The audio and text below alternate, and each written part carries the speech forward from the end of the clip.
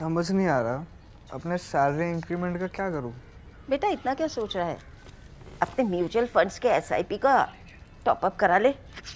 This is the right time. क्या? समझ में नहीं आया। बेटा इतना क्या सोच रहा है? अपने म्यूचुअल फंड्स का एसआईपी टॉपअप करा ले। This is the right time. अब समझा।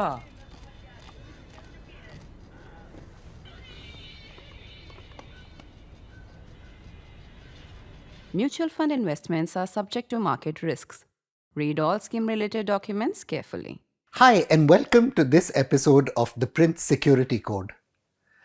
Loyal viewers and readers like you have developed trust in The Print because of the exceptional quality of our reporting from the ground and from deeply researched analysis of the kind this program consists of. But high quality journalism needs your support. Please consider taking a subscription to The Print by clicking on the link in the description below. The killing began with a beat of a single drum piercing through the summer heat. 500 members of the Arya Samaj had been marching down Harrison Road that afternoon, passing by the Dinu Chamarwala Mosque as crowds began to gather for Friday prayers. At the urging of the police inspector and with the cooperation of the procession leaders, all except the one drummer fell into silence, the historian G.R. Thursby recorded. The fingers of the musician continued to fall on his drum skin, though. The beat would claim the lives of 110 people and leave almost 1,000 injured. Last week, 99 years since that 2 April 1926 communal riot, fresh evidence has emerged that communal conflict is brewing again in West Bengal. Following the killing of 3 men in Murshidabad, hundreds of refugee families have fled across the Ganga into safer communal enclaves. Ever since 2008, political scientists Suman Nath and Subhashish Ray have noted, communal violence in West Bengal has been escalating steadily, driven by political competition between the Trinamool Congress and the Bharatiya Janata Party.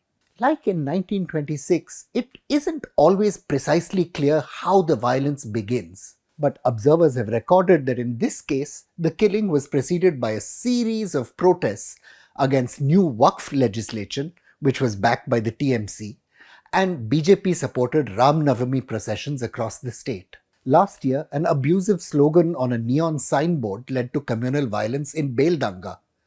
Large-scale communal clashes had broken out in the industrial suburb of Rishra in 2023, again centered around Ram Navami processions, with rival gangs using soda bottles, bricks, and homemade bombs. Now, although communal killings remain very low across India compared with historical levels, there's no missing the intensification of clashes across the country. Leaders are likely to consider violence as a tool to mobilize their electoral constituency and think that they can maintain things at less than dangerous levels. That, Bengal's history shows, is a very dangerous assumption. Elected to power on the back of growing Muslim resentment against West Bengal's Communist Party of India Marxist or CPIM-led government, the Trinamool's influence in the community was often mediated through clerical groups like the Jamaat-e-Ulema Hind.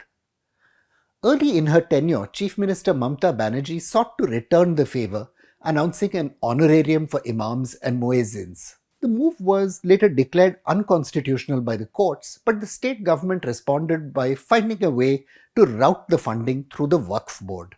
The Trinamool government's efforts to consolidate its ties to Islamic clerics inevitably made religion a part of the language of politics. Even as the BJP assailed Mamta for her pro-Muslim tilt, she also began patronizing Ram Navami rallies and Hindu religious gatherings. In 2020, the Chief Minister also put in place allowances for Hindu priests. From 2008 onwards, Nath and Ray show that the consequences of this competitive religiosity became more and more evident. The number of recorded communal riots in the state grew almost tenfold from just 10 that year to 56 in 2017. The Naihati Hazinagar region saw large-scale violence in 2016 after a long-standing local compact over religious practices at the Chashma Shah Baba Mazar broke down. That led to aggressive processions on Ram Navami and Muharram, leading in turn to shops and homes being burned. Two rival gangs of Trinamool cadre engaged in a battle over extortion from a land deal in Dhulagad and ended up sparking off communal violence that ran for several weeks in 2016 and into the new year of 2017. Further rioting followed at Asansol Raniganj in 2018, again centered around the route of a Ram Navami procession.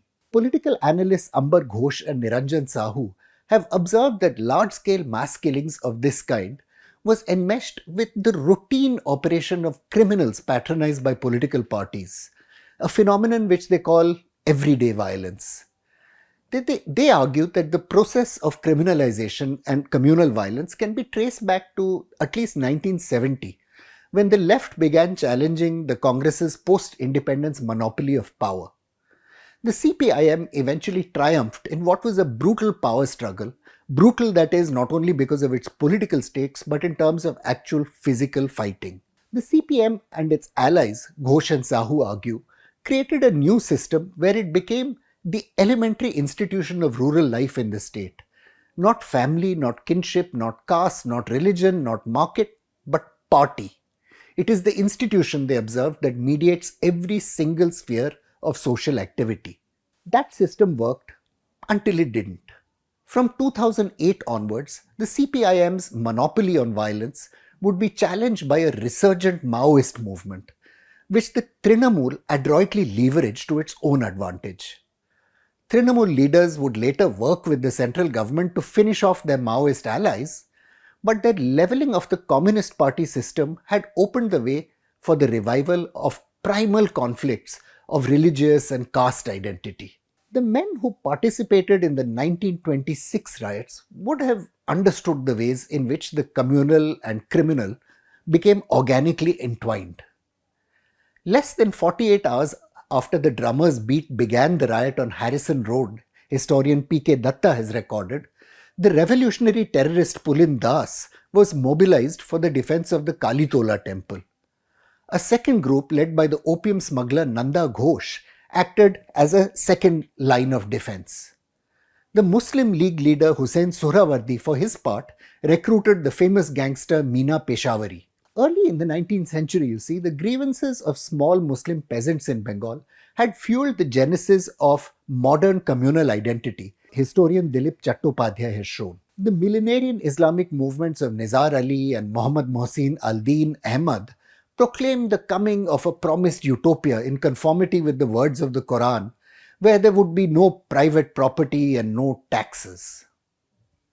Later, scholar Atis Dasgupta writes, Islam played an important role in providing a language to express the resentments of poor, mainly Muslim peasants against their predominantly Hindu zamindars and money lenders. East Bengal's middle class, educated middle class, also began forming itself into religious and cultural organizations.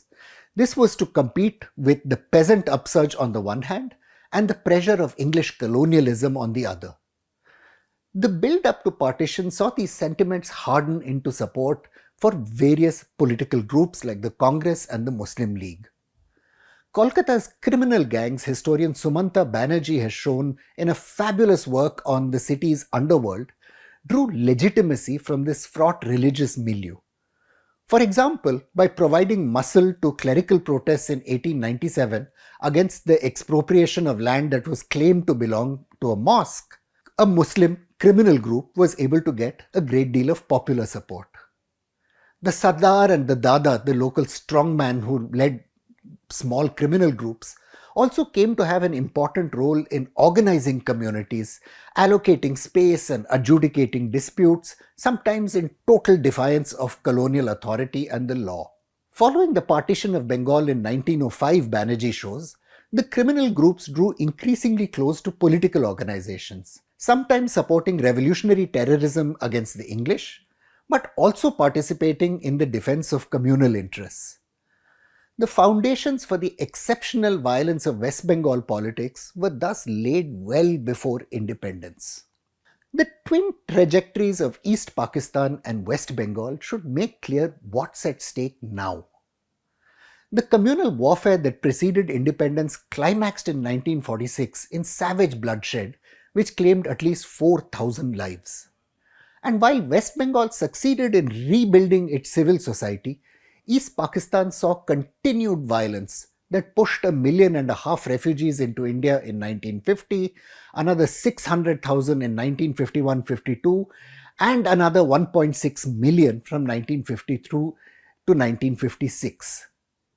In 1962 and 1963, further violence against Hindus sent 35,000 refugees streaming into West Bengal and Assam.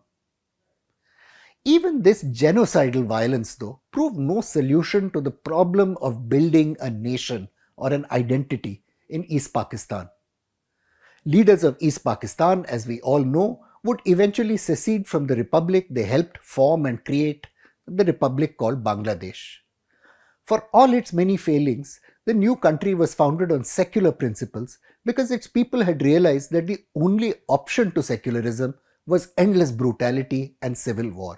The renewal of communal violence in West Bengal couldn't come at a worse time. Across the border, Islamism is growing in Bangladesh, and organizations like the Islamic State and Al-Qaeda will be hoping to capitalize on growing communal fault lines in India. For its part, India itself is witnessing a renewed escalation of violence, which is in some areas tearing the country's civic life apart. The communal war which is being ignited by politicians in West Bengal will have no victor. Leaders igniting communal warfare in Bengal should beware that they might end up being consumed by the flames they're kindling. I'm Praveen Swami and I'm a contributing editor to ThePrint. Thank you for watching this episode of Security Code.